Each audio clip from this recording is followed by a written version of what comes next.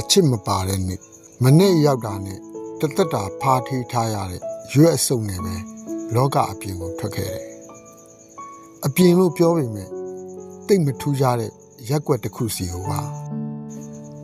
လူတွေကလည်းပြေးစိတ်တွေလို့တရွရွသွားနေကြရဲ့တက်ပြင်းချတိုင်းသာတေဖို့နီးကပ်လာတယ်ဆိုရင်ကျွန်တော်တို့ဒီဘဝမှာဘယ်နှစ်သက်ပြောင်းခဲ့ပြီလဲမသိဘူးလူတွေနဲ့တွေ့တာနဲ့တက်ပြင်းချရတော့တာပါပဲလမ်းမပေါ်ရောက်လို့ကိုပြန်ကြည့်လဲတစီတကောင်လို့မင်းဘသူလဲမေးရမယ်အဖြစ်မျိုးပြောင်းလဲသွားကြတာဈေးတွေကထိုးတက်လိုင်းကားတွေလို့လက်ပြသူကပြအော်သူကအော်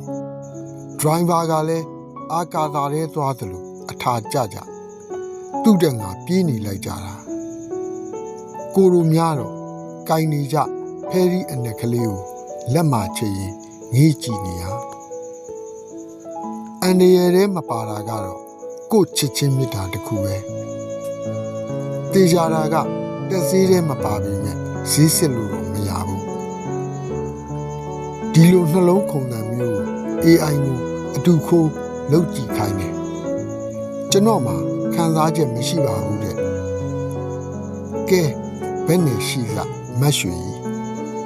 ကျွန်တော်ခမားကိုချစ်တယ်ဆိုတာယုံကြည်ပြီးမဟုတ်လားကျွန်တော်ဒီနေ့ထွက်လာတာခမားကိုတွေ့ဖို့မဟုတ်ဘူးတခြားရည်ရွယ်ချက်လည်းမရှိဘူးလောကဆိုတာကိုယ်နဲ့မစင်းအောင်လူအုပ်ထဲလမ်းလျှောက်ကြည့်ခြင်းမျိုးပါပဲ